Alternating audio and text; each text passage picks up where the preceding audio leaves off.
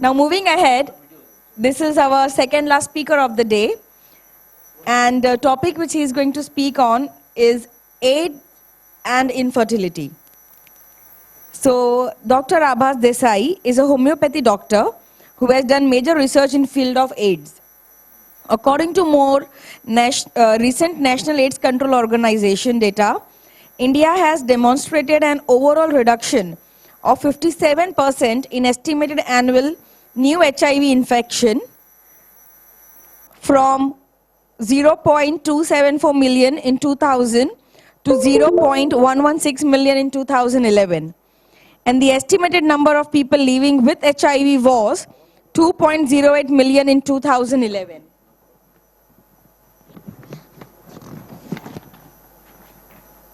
Ready? We already heard Dr. Abbas earlier on the stage. Now he's going to talk on AIDS and infertility.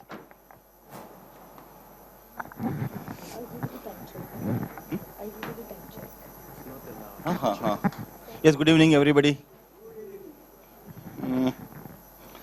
Talking on AIDS. We know that the person has AIDS after we get his or her blood checked. And the test is positive for HIV. It starts with HIV positive, right? That blood test is a result of some disturbance. The process has started before the test is positive. Get my point? Something happens and a process starts in the body, and after a while, the blood test is positive. So, essentially, the way I perceive how the person gets sick, it is my perception. I don't know whether it is right or not, but it has never failed me. In these many years, 30 years, this perception has never failed me. We are essentially a consciousness having an experience of this life through this physical body. The body is the only medium the consciousness has to express its disturbance. So whenever we perceive anything or any situation that is not up to the norm of what the Creator wanted us to be or up to the norm of the consciousness itself, it manifests the disturbance by producing disturbance in a specific organ that is related with that particular avenue of our existence. This is exactly, I think, what even meta health means. It is more on the conflict, meta health, whereas I perceive the symptom or disease more as a perception, result of perception of the individual and the consciousness reacting to that perception by creating a disease. Now, how HIV is created, how AIDS is created, what happens when a person has HIV? There are scientific explanations that by a person having HIV, sexual contact and this and that and blood transfusion, fine. Blood transfusion is one process where the person is not actively involved in the process. It is a blood already contaminated is given to him or her. So he or she becomes very fast positive HIV because the blood has directly gone inside his body or her body and has started bringing the changes of that. But except those who are not given or transfused with the blood contaminated by HIV, why they should have HIV positive in their blood? This is how I started thinking over the things. And then slowly I started saying, what happens? Your immune system goes down, goes down, goes down. Now, what is the immune system? Immune system is something, see, how I understand the disease is, suppose a person has ulcer in a stomach. Then the first question that I ask to myself is, what is the significance of stomach? Number one, because that significance is the process or avenue of the life that the person has a wrong perception about or a contaminated perception about. So immunity is something that protects you from all the external dangers that you are facing day by day. So that is your protection. And the one thing that protects any human being in any situation of his or her life is his or her own integrity, his or her wholeness. I, as a whole person, is the last that will be saving myself if no one else is there with me. So the last protection of any individual is his or her wholeness, her integrity. when he or she starts feeling that there is something has happened and my whole environment is letting me down. They have left me alone. And a time has come when even I feel that I have let myself down. That now even I cannot save myself. Now even I cannot protect myself. Then the process of that person being HIV positive starts. And after repeated experiences of this and perception of this, he or she ultimately becomes HIV positive. This is how I have understood HIV. And this is the ground on which I have treated all the patients of mine who have HIV positive. I have heard many patients of them, and only 2 of them have died till now because they came in the very last stage of the disease. I'll show you a few clips of the patients who have been under my treatment. I want you to see the glow on their faces.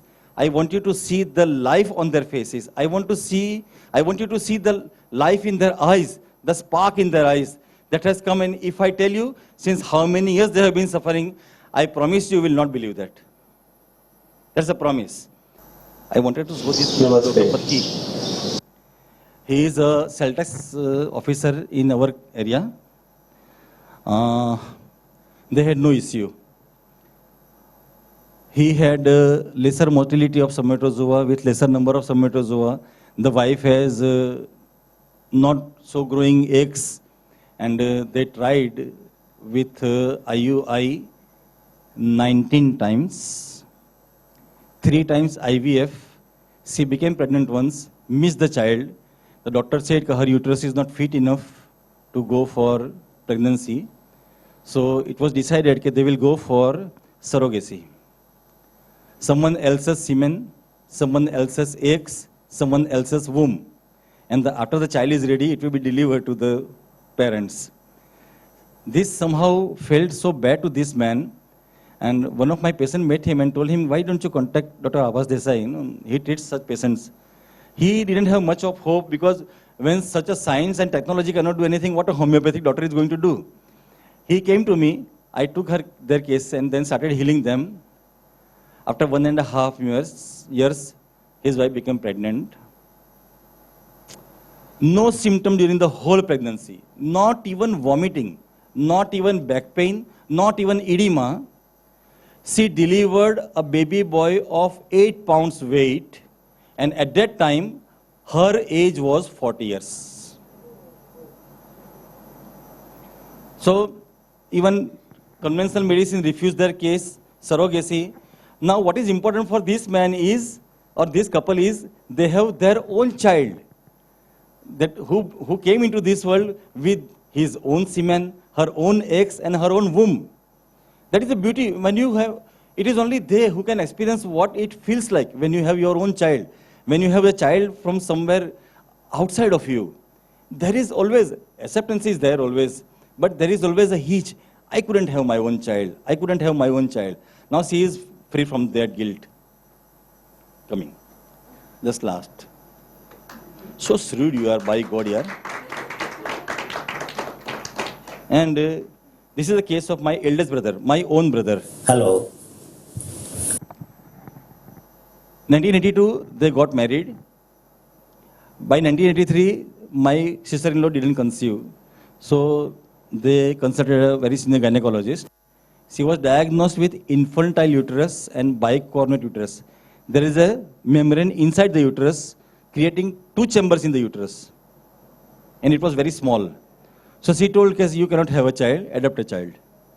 There is no chance. Because the uterus is so small. I was studying in my final year. He wrote a letter to me. At that time, there was no mobile or no phones. So he wrote a letter, that this is what has been diagnosed. And I cried like anything because this was the brother I loved the most actually, the person who was closest to me. And I decided I am going to do something for them actually. I started her treatment after passing my final year. After 2 years, she conceived. The gynecologist said, pregnancy is there, but she's not going to sustain because the uterus is so small, she's not going to sustain for more than 3 to 4 months. After completing 8 months, she delivered a baby boy. That boy is a homeopathic doctor now. And last month, last month, that boy had his own boy now. So I am a grandparent now, grandfather now.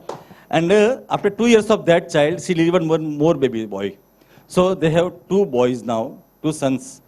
So one thing I liked about Dr. Patki's lecture was he suggested that the doctor must never say that you cannot have a child.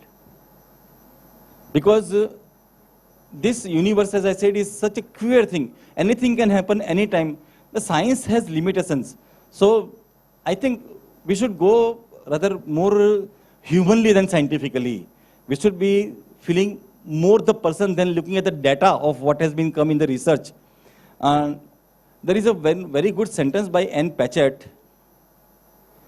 You should not be so focused in what you are looking for that you overlook what you actually found out.